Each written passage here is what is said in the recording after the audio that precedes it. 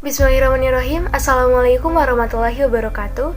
Perkenalkan, kami dari kelompok 3 Pendidikan Pancasila kelas 2B yang beranggotakan 3 orang. Di antaranya ada saya sendiri, yaitu Ajeng Mahromatus Sadiah dengan NIM 2110171, kemudian ada Lutfi Abdul Hakim dengan NIM 2109329, dan ada Melvi Azhara dengan NIM 2105953. Kami di sini akan memaparkan atau menjelaskan mengenai kekerasan seksual sebagai bentuk tindakan yang melanggar nilai-nilai Pancasila. Saudara, kita ke sorotan lain, Indonesia darurat kekerasan seksual terhadap anak-anak dan perempuan. Ya, sementara itu sebanyak 8 anak laki-laki dan 4 anak perempuan yang masih berusia 9 tahun di Sukabumi, Jawa Barat menjadi korban kekerasan seksual seorang tunawisma. Kekerasan seksual adalah setiap perbuatan yang merendahkan, menghina, melecehkan, dan juga menyerang fungsi tubuh reproduksi seseorang yang mana terjadi karena ketimpangan gender dan juga berakibat pada kesehatan psikis dan juga mental yang dialami oleh seseorang. Kekerasan seksual ini dapat terjadi dalam bentuk verbal, non-verbal, fisik, non-fisik, maupun terjadi dalam bentuk media daring ataupun informasi seperti ini. Baik, selanjutnya ada kasus-kasus pelecehan seksual yang terjadi di Indonesia ini dan sangat hangat diperbincangkan di berbagai media. Yang pertama seperti kasus mahasiswi UNRI yang mengalami pelecehan seksual oleh dosennya, namun ketika yudisium malah dicoret. Yang kedua yaitu ada kasus pencabulan 13 santri oleh gurunya yang menyebabkan kehamilan dan berakhir di penjara dan hukuman mati serta denda 300 juta oleh pelakunya. Pada zaman sekarang, masih banyak kasus pelecehan yang diterima oleh wanita dan dianggap tabu atau aib jika kita menceritakan pelecehan yang kita alami kepada orang lain. Hal ini karena menurut masyarakat, untuk membahas hal semacam ini adalah hal yang memalukan untuk dibagikan kepada orang lain. Padahal ketika ada seseorang yang mengalami pelecehan, maka dia akan mengalami trauma yang cukup dalam, apalagi sampai terjadi pemerkosaan.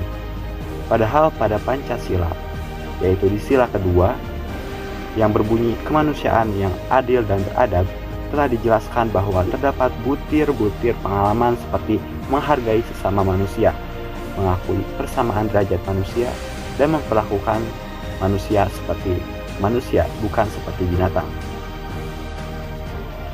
Pelecehan seksual masih tinggi dan cenderung meningkat setiap tahunnya. Peningkatan tersebut tidak hanya dari segi kuantitas atau jumlah kasus yang terjadi, bahkan juga dari kualitas. Dan yang lebih tragis, pelakunya berasal dari lingkungan keluarga atau lingkungan sekitar. Pelecehan seksual merupakan pelanggaran Pancasila.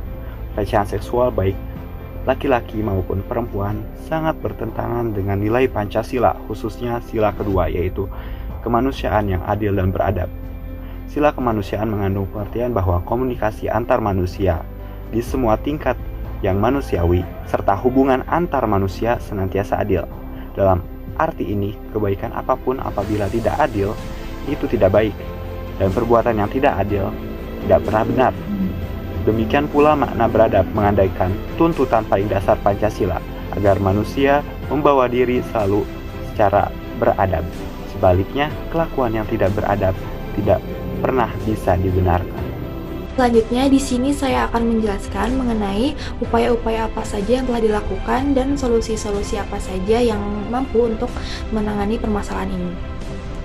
Yang pertama, berbagai upaya telah dilakukan, seperti penetapan Peraturan Menteri Pendidikan, Kebudayaan, Riset, dan Teknologi Nomor 30 Tahun 2021 tentang pencegahan dan penanganan kekerasan seksual di lingkungan perguruan tinggi. Permendikbudristek di sini juga hadir sebagai solusi atas berbagai kasus kekerasan seksual yang terjadi di lingkungan perguruan tinggi. Selanjutnya, solusi-solusi yang mampu untuk menangani permasalahan ini diantaranya meningkatkan program KIE atau Komunikasi Informasi Edukasi untuk meningkatkan pengetahuan anak dan orang tua. Selanjutnya, bisa dengan meningkatkan peran serta keluarga untuk memberikan pendidikan agama yang lebih mendalam. Dan yang terakhir, melakukan sosialisasi pada masyarakat. Nah, contohnya seperti program 20 menit berbicara dengan anak. Selanjutnya, terdapat beberapa langkah untuk mencegah terjadinya kekerasan seksual. Menurut WHO, terdapat beberapa langkah, dan yang pertama, melalui pendekatan individu, contohnya seperti sosialisasi mengenai penyakit seksual menular dan pendidikan kesehatan reproduksi. Dan yang kedua, melalui pendekatan perkembangan, Contohnya seperti memperkenalkan pada anak tentang pelecehan seksual dan risiko dari kekerasan seksual itu. Dan yang terakhir, tanggapan perawatan kesehatan seperti pelatihan kesehatan mengenai isi kekerasan seksual. Selanjutnya terdapat beberapa langkah antisipasi juga mengenai permasalahan ini. Dan yang pertama dengan mengadakannya penyuluhan, mengadili pelaku, dan merehabilitasi korban. Namun di sini, pemecahan akar dari masalah harus dicari terlebih dahulu. Trauma itu nyata, ancaman merajalela. Sudah banyak korban kekerasan seksual, mau menunggu sampai kapan lagi? Stop kekerasan seksual, mari menjadi suara bagi mereka untuk yang takut berbicara. Cukup sekian pembahasan di kelompok kami, kurang lebihnya mohon maaf. Wassalamualaikum warahmatullahi wabarakatuh.